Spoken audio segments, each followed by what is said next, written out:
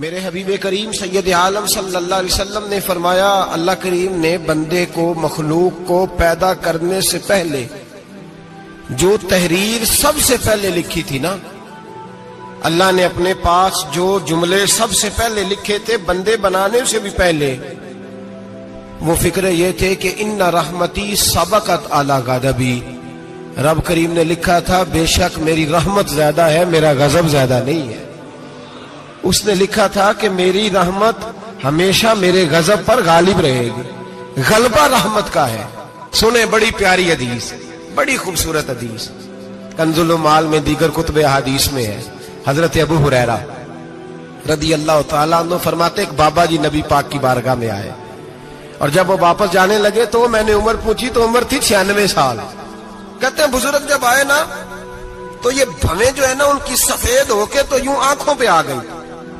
बड़ी छड़ी बाबा जी ने पकड़ी हुई और दोनों हाथ पकड़ के ना छड़ी के ऊपर झुके हुए हैं एक जानिब। कुर्बान जाऊं, कहते हैं जब वो बुजुर्ग मस्जिद में दाखिल हुए तो मेरे रसूल ने खड़े होकर इस्तकबाल फरमाया, खड़े हो, और नबी करीम सल्लल्लाहु अलैहि वसल्लम ने आगे बढ़ के बाबा जी को बाजू से पकड़ा और बिठाया। हुजूर बैठ गए। कहा बुजुर्गों कैसे आए हो?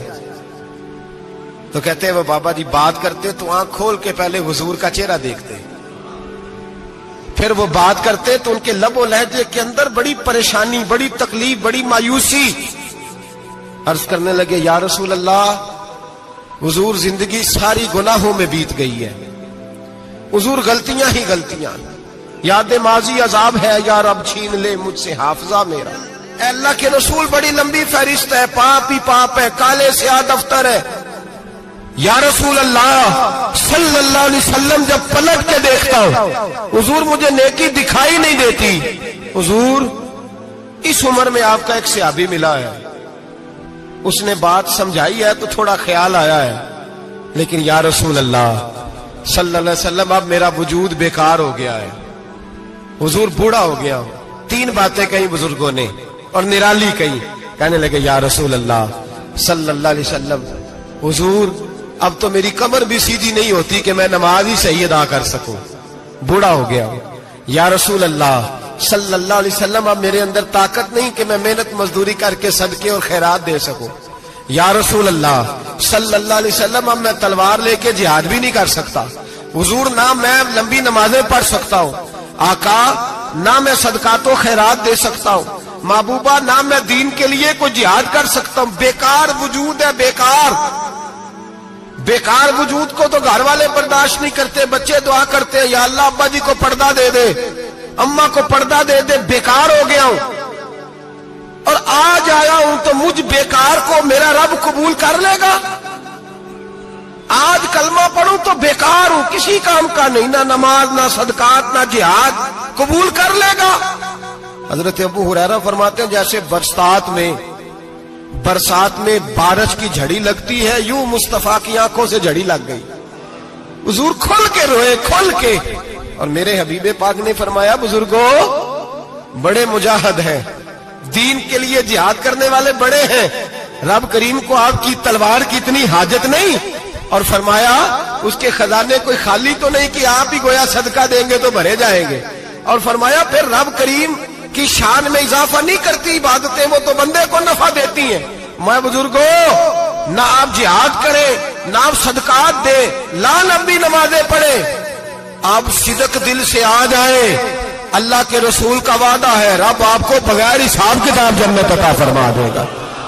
आना तो शर्त है कि नहीं, आए तो सही, ना पहुंचे तो सही, आ जाए, उसको नहीं आदत सदकातो खैरात की, जिहाद की, तबलीग, आए तो सही ना। इन्नल अब्दा इज़ा अरफ़ा सुम्मा ताबा ताबल्लाहु अलैहि। मेरे हबीब ने फरमाया बंदा जब रो के कहता है ना या अल्लाह गलती हो गई माफ कर दे, फरमाया मेरा मालिक उसे फौरन ही माफ फरमा देता है। तू आ तो सही, तू आता ही नहीं, तू आ ही नहीं रहा, तू घर में बैठा हुआ है, तू सोया हुआ है, तू दुकानदारी कर रहा है, तू पैसे गिन रहा है, तू आया ही नहीं, आ तो सही। बल्कि मेरे नबी पाक फरमाते हैं जब अल्लाह पाक का भागा हुआ गुलाम आता है फिर तो अल्लाह ज्यादा राजी होता है, फिर तो अल्लाह ज्यादा राजी होता है, ज्यादा राजी होता है। तो आ तो सही, पहुंच तो सही।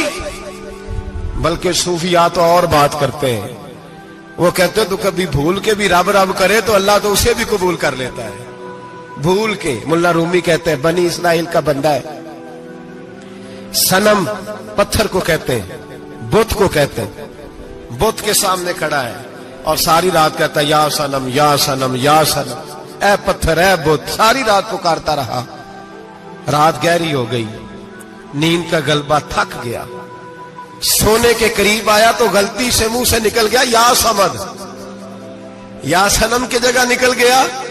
रब करीम ने फरमाया जिब्रील दौड़ के जा, जो मांगता है इसे दे दे। हजरत जिब्रील अर्ज करते हैं मौला भूल के तेरा नाम ले रहा है, भूल के ले रहा है। तो रब करीम ने फरमाया चल नाम तो मेरा ही ले रहा है ना, मेरा ले रहा है ना या अल्लाह। वो अल्लाह करीम ने फरमाया झूठे के सामने सारी रात का खड़ा है, सारी रात का पुकार रहा है, उसे कुछ नहीं मिला तो सच्चे का नाम लिया है। अगर मैं भी कुछ ना दूं और बुत में और मुझ में फर्क क्या रह जाएगा। जा जो मांगता है झोली भर के दे, नाम तो लिया है ना। ओ भाई तू बहाना तो बनाना, वो आ तो सही ना, तू यहां आ जा, पहुंच जा, आ जा, बस बैठ जा, उसकी बारगाह नाज में हाजिर तो हो ना। तुझे फुर्सत ही नहीं, तू यारों के लिए टाइम निकालता है, बाजारों के लिए टाइम निकालता है, गलियों के लिए टाइम निकालता है, चौकों चौराहों के लिए टाइम निकालता है, हफ्ते में एक दिन होटलिंग के लिए भी जाता है, लेकिन कभी छुप के दो नफलों की तुझे तौफीक नहीं होती। और मैं कई दफा कह चुका हूं, जिस बंदे को बगैर इबादत के रिज़्क ज्यादा मिलने लग जाए उस पर आजमाइश होती है रब करीम की। अल्लाह फरमाता है इसको पैसे दो, इसे आने ना देना, इसको को चल पैसे दौड़ जा। लोग समझते हैं मैं बड़ा ज़हीन हूं, अक्लमंद हूं, देखो मैं अपनी होशियारी से चालाकी से आगे निकल गया। तो आजमाइश है, ये तो आजमाइश है रब करीम की तरफ से, ये तो उसकी खुफिया तदबीर है। मेरे भाई उसकी बारगाह नाज तक जो आ गया, आना तो हमारी जिम्मेदारी है कि नहीं।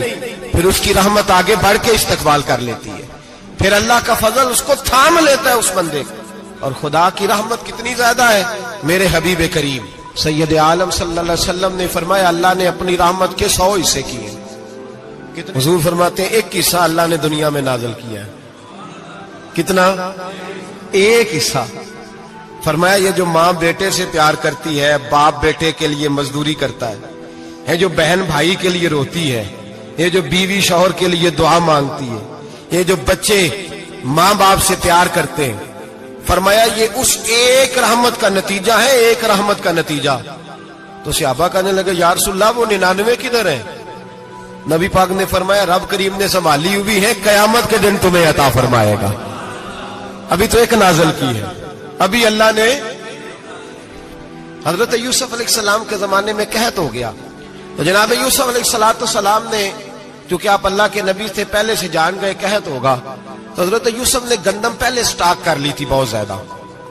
बाकी इलाकों में जब कहत पड़ा ना, अब सब लोगों ने मिस्र की तरफ रुझान किया गंदम लेने के लिए। तो हजरत यूसुफ अलैहिस्सलाम ने ना शहर के दरवाजे पर बंदे खड़े कर दिए। फरमाया जो बंदा आए ना उससे 2 सवाल पूछना।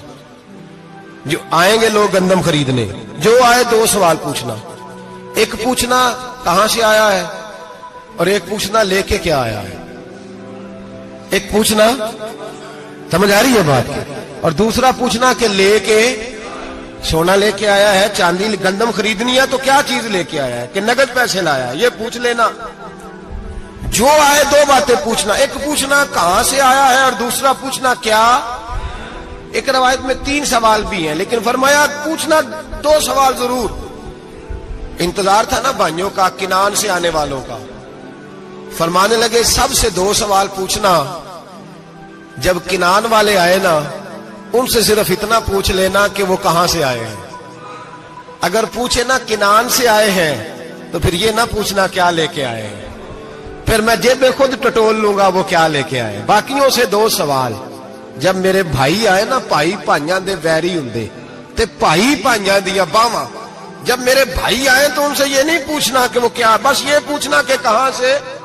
इतनी बात पूछना, बाकी मैं पूछ लूंगा। आप फरमाने लगे रब भी फरिश्तों से कहता है तुम कब्र में ना मेरे बंदों से ज्यादा सवाल ना करना, बस ये पूछ लेना मुझे मानते हैं, मेरे नबी को मानते हैं। कब्र में तुम इतने सवाल पूछ लेना, बाकी लेके क्या है वो मैं खुद ही पूछ लूंगा। फरिश्तों के सामने रब करीम अपने बंदे को बेआबरू करना, बस तू ये बता दे अल्लाह रसूल को मानता है कि नहीं।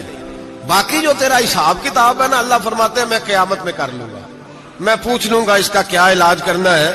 बस तुम इतना बता दो मुझे मानते हो, मेरे रसूल को, मेरे भाई, मेरे नबी करीम।